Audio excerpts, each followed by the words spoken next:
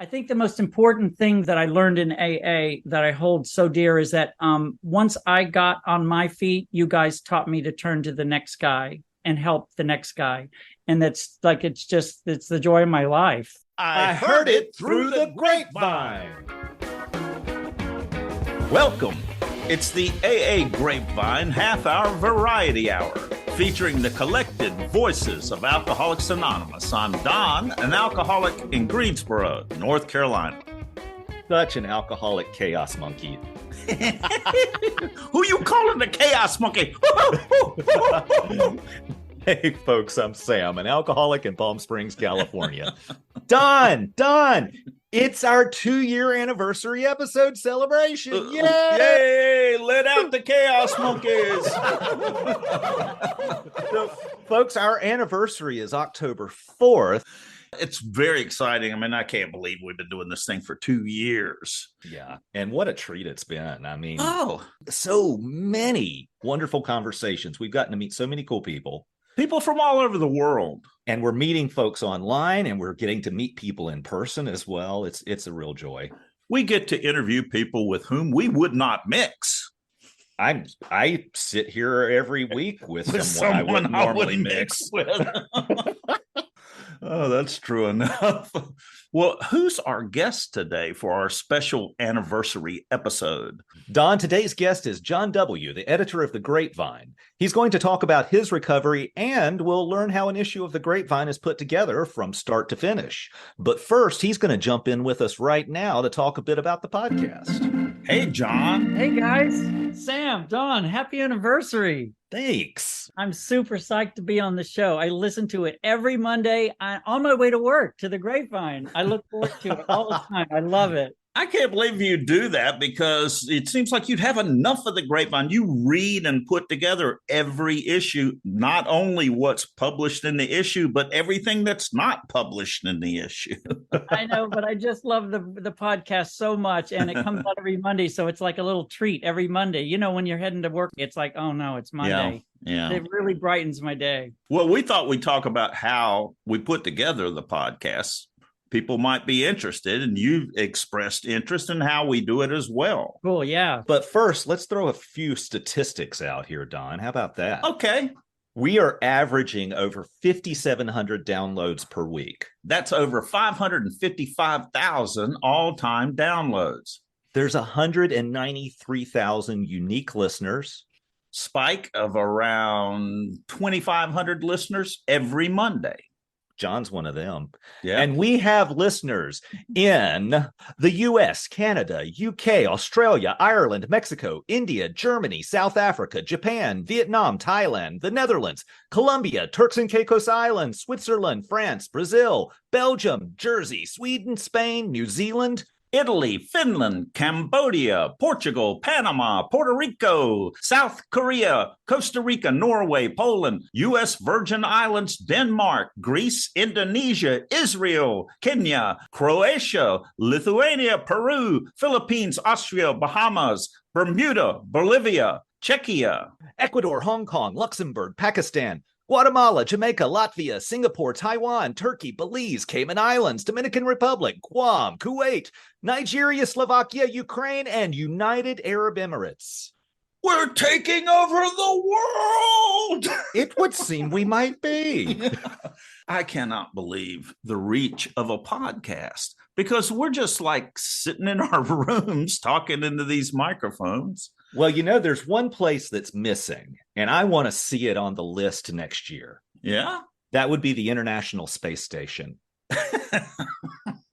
Wouldn't that be awesome? We got to get an alcoholic up there. I'm sure we've had a few alcoholics to the moon. Now, how do you guys know that it's at these? It's listened to in those other places? So we got this fantastic map and list on our podcast platform Host, where the files for the podcast are uploaded, and then from there it's published out to all the podcast platforms that people have on their phones and computers and such. Podcast is addictive. Yeah. Makes you want more. There might be a program for that. Yeah. You know what? That's the best thing, is having your fans be people with extremely addictive personalities. Oh my God. Which all of us, well, we're enthusiasts, podcast. We are enthusiasts. Yes, indeed. So the host, from where the podcast is dispersed everywhere, is the last step in the process of creating a podcast. And the first step is choosing the guests and who's going to be on it, what it's going to be. All the interviews are chosen by different people in the Grapevine network. Sometimes we have guests recommend other guests. We've had people in AAWS as well recommend guests. It's a really big pool, but I think one of the most important things is, as alcoholics, some of us might be a little into, self-promotion maybe. So we don't at all, except people who say, hey, put me on the podcast. As much as it would be fun to do that, because you're going to get somebody enthusiastic. That's how we find all of the guests, except for the first of the month is always a tie-in episode, and that's tied into the Grapevine magazine, which is so cool because we get to see what's coming out. We get an early proof of the magazine, and Don or I or both of us will read through it and start saying, ooh, this sounds like a fun person. Let's talk. And we'll pull together a short list of people we would like to have as a guest for that month's tie-in. And the first person to respond to the invitation is the one that we generally have. We read this and we don't know who the people are. Sometimes they're anonymous. There's no contact information.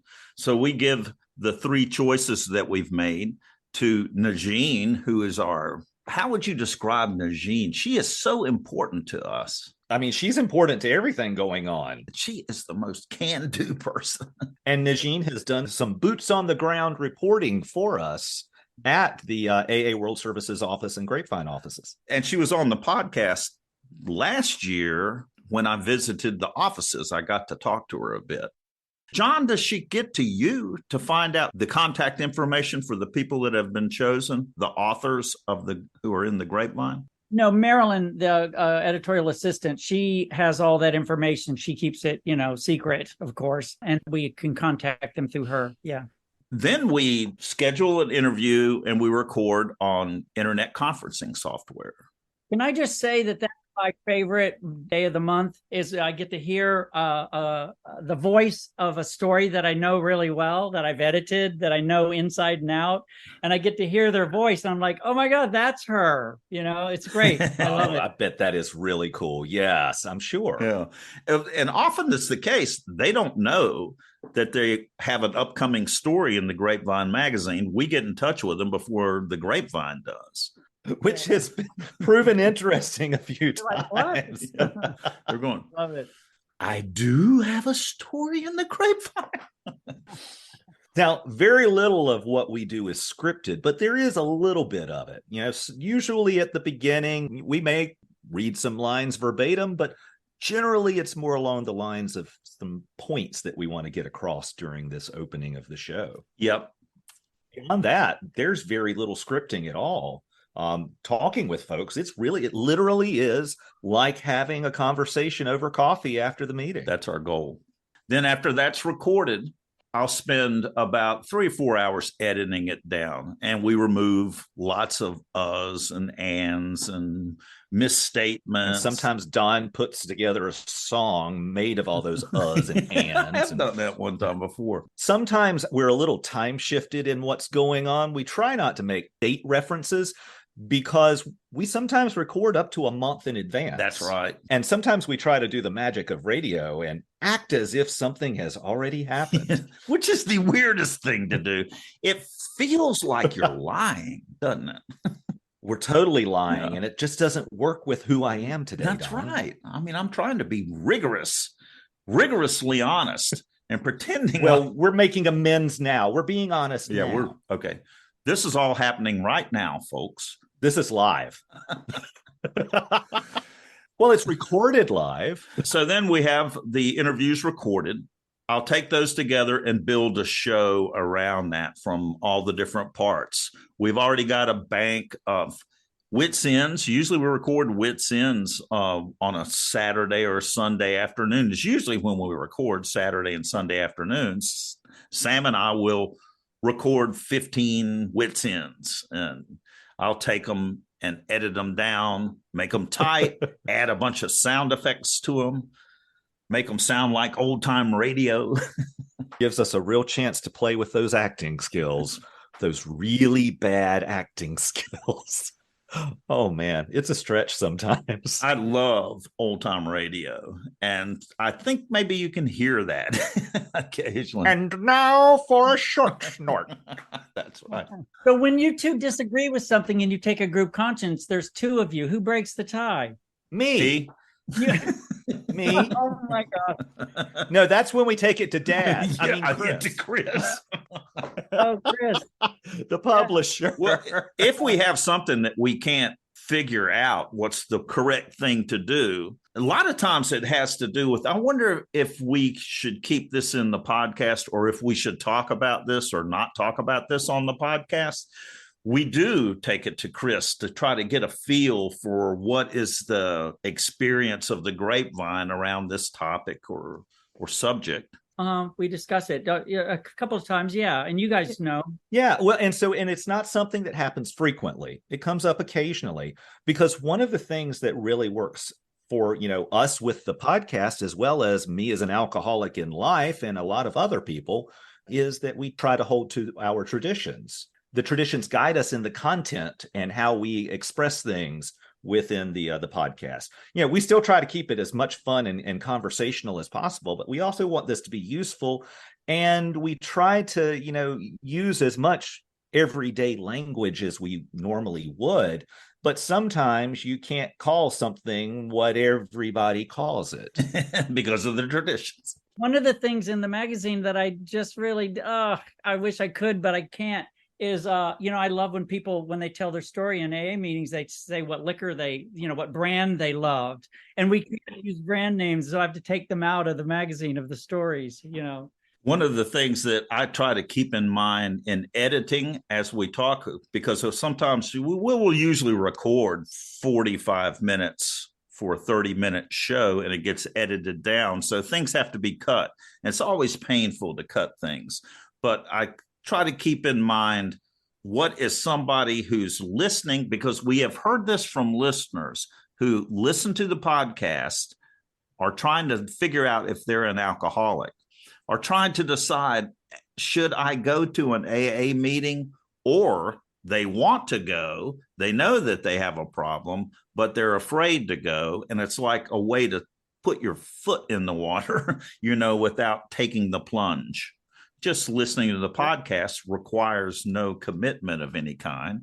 So it's a good way to find out what AA is about. We try to keep that in mind. That's one of the reasons we have Instagram and the YouTube channel and the podcast, is we want to reach people who are maybe even still drinking, and they hear it and they think, oh, wow, I want to get sober too. And then here they come, so you never know.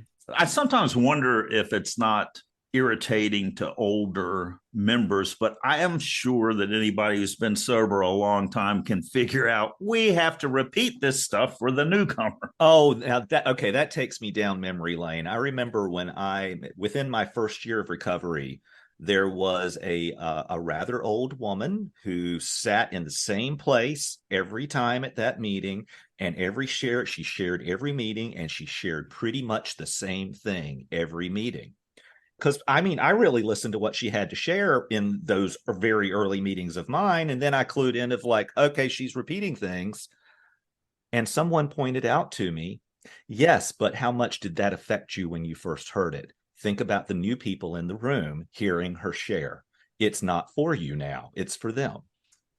Well, Jon, any questions about the podcast? Who does all the technical stuff, all the editing and stuff? How does that work? How long does that take each episode? Now, Don is the magic editor of almost everything. I've edited a little bit. We have brought on a new editor as well, Bob S. And so it's one of those things that Don is the one who has worked so much magic because, as we tend to tell our guests when we are talking with them before we start recording, Don's edits make us sound like geniuses. We sound like we have perfectly formed thoughts before we speak. And it's just not true. No, it's the magic of editing. Everyone speaks in direct statements. Very clear. And then I've got these ridiculously complex spreadsheets going on behind the scenes. Sam is amazing at organization, something I'm not good at all. I'm dyslexic and ADD and everything else you can think of and just can't figure out how to organize things. We solve problems like, for example, how are we going to keep up with the fact that we don't want to play the same bumper every single week? We want to rotate. What's a bumper, Don? A bumper is the little interstitial parts that we play between interviews that repeat occasionally. Like, for example, Grapevine doesn't accept donations. Yes. So we're keeping track of all this type of information via spreadsheets. So we're not repeating the same thing episode after episode. We try to mix it up so we don't bore you folks. Yeah. So how do you keep up with that? Sam made a spreadsheet for production that has a list of all the things that we do to create an episode, and we'll have a way to keep a record of it all. I think one of the cool things about you and me, Don, is that we really are completely different people. Yeah. We are a couple of alcoholics, but you are a very artistic person and I'm a very analytical person. You're incredible with computer stuff. So if we have any technical difficulties whatsoever, you can take care of that. Figure out what the problem is, get us connected, get the sound working well. It's beautiful. In the meantime, I make little comments. Well, no, you are the one who is like, so the scripting that we talked about earlier is generally done. Now he puts together the start of it at least, and then we'll flesh things out and finalize it together. But Don is definitely got a hand in the arc of the shows. And you both have each other's number. No one gets away with anything. Oh gosh, no. You got that right. We have been calling each other out for years. It helps that we've had a long time relationship in AA before we even started recording podcasts. Sure enough. So, Jon, how is the Grapevine put together? How many people are involved in making that happen, and what do you do? You got an office full of hundreds of people there, right? No, we don't. We've got a tiny little sweet little office of hardworking people, like maybe 10 or 11 of us now, full time. Whoa. Yeah. And we produce both magazines, the Lavinia and Grapevine, and we have a website and we have a podcast and a Instagram and YouTube, and we put out books. We put out like 30 books now, over 30 books. And during COVID, we all did it from home for 2 years. And you've got that amazing new app too. Oh yeah. The app is, the app. Yes. I'm so excited about the app. That's so cool. Maybe we'll reach even more people, who need help. So need to stop drinking. So I tell you, let me see, like for the Grapevine, we have about 100 to 150 stories that come in every month. How can people submit a story to the Grapevine? Go to the website and you scroll down where it says, send us your story, and you click it in. We tell you more than you want to know about what we're looking for, how long it needs to be. It's anywhere from 300 words to 100 to 1800. And you can send it in through the website. You can just either attach your document, or you can cut and paste and stick it in and send it to aagrapevine.org. Yes. And the stories come in and they're read by 3 alcoholics, every story. And then if we use it right away, we'll let you know for sure if we use it. Sometimes we won't use it for a while, and we have big drawers by subject, and we put your story in. Like if it's a third step story or an old timer story or a tradition story or a newcomer story, we put it by subject, and we may use it up the road, but we'll let you know if we use it. And there's no limit to how many stories you can send it in. You can send one every month if you want. We love that. My suggestion, if you like, well, how do you write a story for Grapevine? I would get a magazine and I would look and read some of the stories, see how they're written, see how they start, see how long they are. They can be, if it's super short, we can stick it in the letters section. We love those little tiny things. Like it could be a thought you had, it could be something you heard at a meeting the other day. It could be an amend you made. It could be about a sponsor you once had. It doesn't have to be your full-blown alcoholic story, although we love those. But you also publish lots of like snippets, the kind of thing that I might share in a coffee shop about something that happened with a step, and this happened. That's exactly like one of those stories. Something that happened the other day that really knocked your socks off. You send that in. We could put it in the letter section. We love those. We always want those. Also, we really need individual tradition stories. We have to run one every month. And sometimes I come up to a month and I don't have one. And it's, I have to make some calls. But like if something happened at your business meeting, then and all hell broke loose and it was solved by some tradition that pointed to some tradition, write that up and tell us. Send us that experience. Also the traditions in your life, in your own personal life too. We love those kind of stories. You also get some pictures submitted and artwork, don't you? Yes, artwork. Oh, we love artwork and photographs. We don't get nearly enough artwork, but if you do watercolors or paintings or just make sure it's anonymity protected, like especially photos. We will use that, and we put as much member art in the magazine as we can. And also, when you're sending in a story, you don't have to be a great writer. That's what we're here for. That's what I do all day. We can tidy it up for you. We can help with that. So you don't have to be a great writer at all. We get lots of stories. In fact, most of the stories we get in are not really printable yet, and we can tidy that up, so don't worry about that. We're looking for the experience and the story.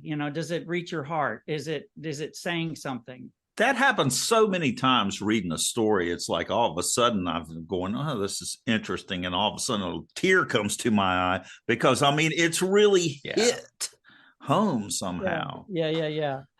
I'll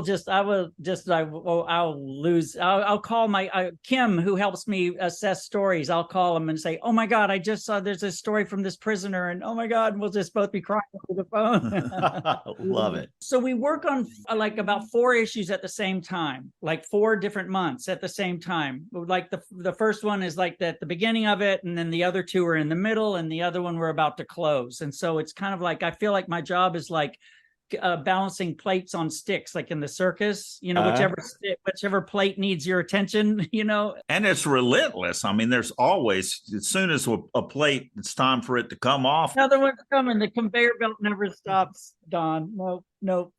And it's such, it's great. I get to sit there and like, especially with the prison issue, I get to sit and read stacks of prison stories for prisoners, who some of them are in the prison for life, and they're writing stuff like, thank you, Grapevine. That's the only we don't have meetings in here, and this is all I have. And it's like, oh my God, it makes me wake up each day. Mm-hmm. So yes, definitely send in all the stories you want. There's no limit. Okay, you put together a proof of what the magazine is. What happens after you've done the proof? Because we get a proof, and that's usually 2 months in advance of the final issue. So way early, like the year before, we decide the themes for each month. The themes each month has a theme, and so we call out for those stories, and it takes a long time to get those stories in. And I put those, when they come in, I put those in folders. And then when that month comes, we put it together. I try to put, like, if it's a young and sober issue and young and sober stories are at the front, in the back, I put something for like older members or whatever. I try to get a nice mix of men and women and people from different regions. And like if you don't like what the theme is about, like CPC or something, if you don't want to read CPC stories, there's something for you in the back half. CPC, cooperation with the professional community. Yes, that's like helping doctors and lawyers and understand what AA is and isn't. Yeah. Yes. And in the personal section, I try to put like real alcohol, like good drinking stories in there. That's where those usually go. And so we get a good balance. And then I work with Bay, who is our magician art director. Fedora is the art director for Lavinia, but Bay, they're both amazing. And Bay's been on the podcast. Yeah, he's been on the podcast. Yeah. I give him the stories. He drops them in the layout. We talk about the art, and then he drops it in the layout, gives it back to me. Then I do like a final edit of everything. And then that's what you guys get. And then that's the one that goes to the proofer. We send it to the proofer twice. Marcia, she's been with us for a long time. She's a wizard too. And so it gets proofed. She finds stuff that I'm like, I can't believe I didn't find that. I love proofers. So anyway, so then it's been looked at by so many eyes by that point, and then it sets sail. We put a cover and send it out, and then another one's coming along. Now, but there's also that very odd section that's near the back of every issue. Yeah. Wit's End. Yes. At the wits. Where does that material come from? Because, we have had so much fun diving into all the Wits End stuff that we can find in the archive to bring it to life on the podcast. Yeah, we get that. That comes in through the website, that we ask for people to send in jokes, and we don't get enough jokes. We want jokes. So please. And it doesn't have to be, you don't have to have made it up. It's something you could have heard, you pass it along. As long as it's about alcoholism or drinking, we please send in jokes. The alcoholic dad jokes. Yeah. They are so bad. We also have, I love that you guys do that.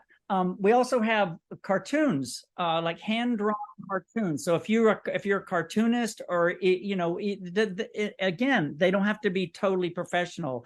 We have this guy named Eric, and he's kind of scrawls stuff in there. He's so good, and it does the craziest things. And it's just like, it's a one-line drawing with a joke under it, like a joke line under it. Yeah. So all of those are alcoholics that do those in the magazine. So it's all submitted by the fellowship. Yes. Everything, every part of it. It's just amazing what the Grapevine does. It's the collected voices of Alcoholics Anonymous, all wrangled together like herding cats into an issue every month. And another cool thing is that it keeps the history of AA. Like during COVID, when all shut down, like 20 years from now, you can look back at the 2020, 2021, and 2022 issues and see what it was like. Like, what was it like when everything shut down? Well, we have stories all through there about how AA members got through, like, what's this Zoom thing, or what's this, I've been in my apartment for 9 months now and isolated, and I'm going crazy, and how do I get through this? And really great stories through that period. Well, Jon, we're going to take a short break, and we're going to come back and get to know you as an alcoholic. In other words, we want your fifth step. It's time for you to get to work and deliver your fifth step. And now it's time for a fifth step.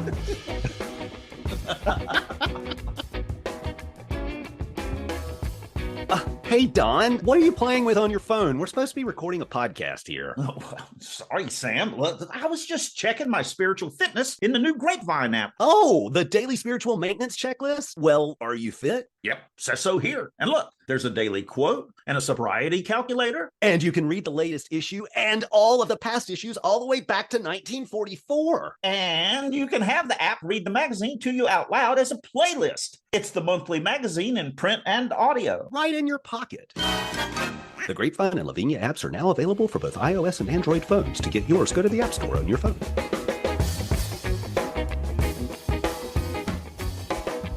Hi, everybody. I'm Jon. I'm an alcoholic. I live in New York City, and my sober date is October 26, 1996. Jon, what was going on with you when you first got sober and came into AA? Why did you choose to come to AA? Oh my gosh, Don, I was dead almost. I had been working in nightclubs. I was in rock bands. I was living in this party house in the West Village in Manhattan, and with just crazy club people. And I was so sad and so addicted to alcohol. I was needing tumblers of room temperature vodka to answer the phone or go to the door. I mean, it was awful. And I was still working in the clubs and pretending like, hey, we're having a great time, aren't we? And I was dying inside. And I really probably broke from faking it. I couldn't fake it anymore. I couldn't hold it up. With a party, I was on this party train, and I didn't want to get off. I mean, I wanted to get off. I just didn't know how to do it. My mom, she had found AA when I was in high school. So I knew AA worked. She had hidden bottles just like me. She had, she had the shakes. I had the shakes in this party house. Like I couldn't tell anybody I had the shakes. And so you knew about AA because of your mom. Had you ever been to AA with her? I had been to a few meetings with her when I was a teenager. Okay. But when it came my turn to face AA, I knew it involved stopping. And I just I was so afraid to stop. I couldn't, I didn't want, that's what kept me from AA. So I knew that she got rid of the shakes by going to detoxes. So I went to a detox. I called around and went to this detox in the Bowery, and they detoxed me. And guess who came in to see me? You guys. They kicked the bed after the second day and they said, AA. And I thought, oh my gosh, how drastic. AA. Wow. So you guys delivered the message to me in a detox in the Bowery. And I'll never, ever forget that. And guess what? When I had a year sober, a friend of mine, Eddie E., at my home group, took me to speak at a detox. And that was the detox. And I was like, oh my God, I used to be in here. And he said, great, I have to turn this over to somebody. Can you take it? And for the next 8 years, I got to take meetings into that detox that I was in. And it was the best service position I've ever had. Oh, I've got chills listening to that. I love that. The identification of somebody in there for you to be able to say, this is the way Alcoholics Anonymous works. And for the person listening to be able to say, oh my God, this person knows exactly what I'm going through. Yeah, I was once in there and now I'm not. So when you got out of detox, what did you do? I didn't listen. I know a seed was planted, but I went back to that party house and we all got evicted. I went back to drinking and drugging for the next few months. And I went for like a 3 or 4 month period of trying to get sober, trying to not drink without you guys. And it was the worst part of my life ever. I don't ever want to return to that. And till I finally just couldn't deal with that. I mean, we all got evicted. I ended up on a friend's couch in Williamsburg. And I finally, one day I had a moment in October of 96 and I got off that couch and went into AA and did whatever you guys said. And the other turning point for me is when you kept bugging me about the sponsor thing. And I was like, all right already. And I went up to this total stranger who made it the sponsorship announcement and said, I need one of those. And he took me over to this guy named Scott. And he was this Wall Street businessman, so completely different from me. I was just out of the crazy, freaky club scene. And he took me to this group I still go to today. And I've been there since I had 5 days. And it's this PAX, it's a men's group. It has a giant beginner's table. And he sat me down there. And those guys raised me. I've been there ever since. Jon, what was the biggest fight that you had with yourself about being in AA? The fight was before I surrendered that day. The fight was like, I can do this on my own. I can do this on my own. I can do this. I don't want to go to AA. And I didn't really think, looking back, that's what was going on. I didn't consciously think that. But once I got to AA, I would have run down the street naked with a pumpkin on my head if you had told me to do that. I was wondering what you were going to come up with, whether it's going to be peanut butter slathered all over you. Yeah, it doesn't matter. I would have done it. Oh my gosh. Now, that doesn't mean I didn't have a lot of fear of things. I was afraid because I just disappeared from the clubs one day, right off the stage. I just disappeared right into AA.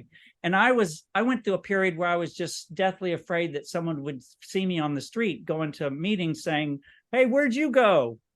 Because I didn't have an answer for that. Now I don't care now. I just like, but, so I that's when my praying started. Cause I remember I went into a meeting and I told somebody I was so full of fear and they said, well, share about it. And I shared about it. And some guy said, well, you better start praying, came up to me after the meeting. And I was like, oh my God, that's drastic. And so I talked to my sponsor and he said, why don't you just ask God to lift the fear? Just ask God to lift the fear, or whatever you think God might be. Just ask for the fear to be lifted. And I did that. And I swear to God, something shifted in my soul. And I'll never forget. And so that's been my experience with prayer, is that I don't need to question it. I know it works when I ask. When people that I've talked with over the years that have worked within recovery, say treatment centers, or have worked maybe in a central office or within AA World Services or Grapevine, you're surrounded by recovery so much of your day. How do you avoid the trap of that being your recovery instead of going to meetings and working with others and things like that? Because I just have very strict rules for myself. Like, that doesn't count.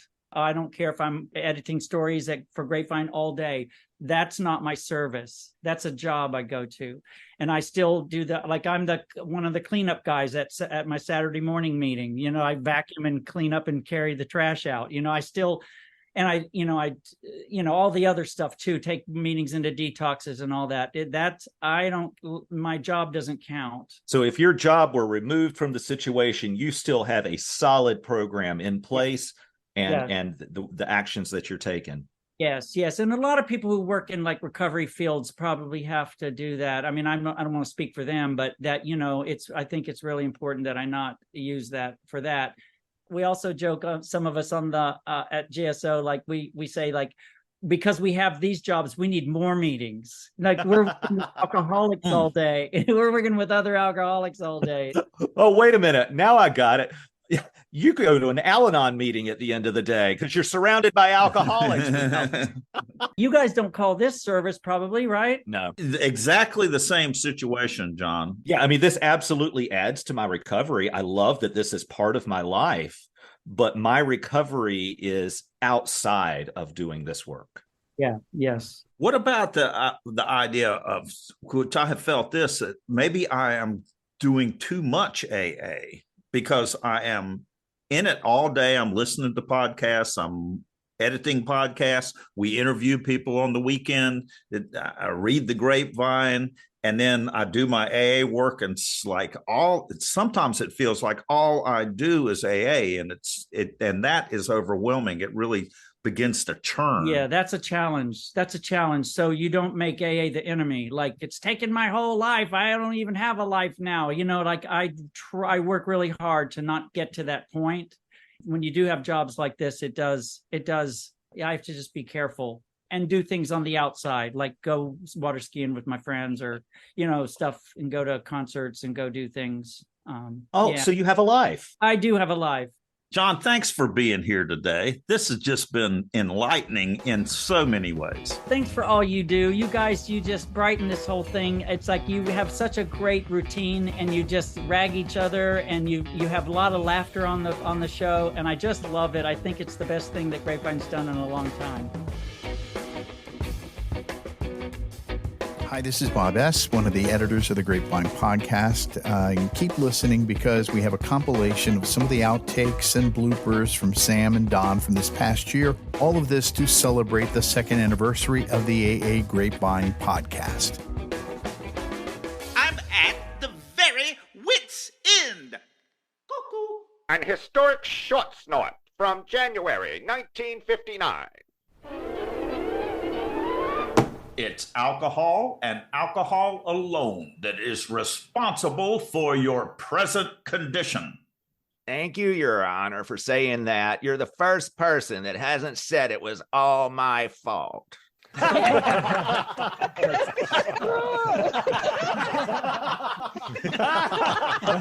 It's really not that funny.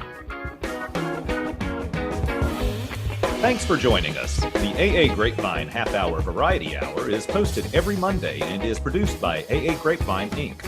We don't speak for AA as a whole. We share the experience, strength, and hope of members to help others recover from alcoholism.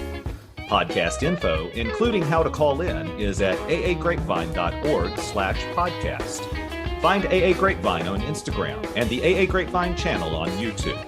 All things Grapevine are available at aagrapevine.org. If you want to know more about AA, Google Alcoholics Anonymous and your city, or visit aa.org.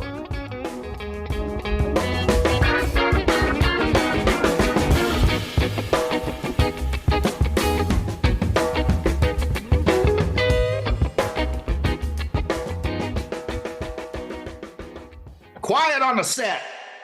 Yeah, let's start. We're started. We are started. Yeah, we've been started. You can start me up. Start me up. Damn. Yeah, Don? I got a question. Yeah? What is it? This is Don, an alcoholic in Greensboro, North Carolina. I just want to test my sound. I don't think your thinking is sound. I think you're very unsound, Don. How could this possibly happen? To a nice girl like me. Exactly. Intro music. Olivia, we're professionals. I Okay? was worried, but I'm not now. Sam, Yeah, Don? do you know who I am? Yeah, Don. Help me. Hey, Don. Yeah, Sam. What's the word? Amends. Amends? Yes, I'm going to make amends to you. But first, I'm going to kick your. Bless your heart. I knew that was coming. Keep coming back. That's the AA version of bless your heart. Don. Sam, Yeah, Don? do you know who I am? Yeah, Don? Band, hit it.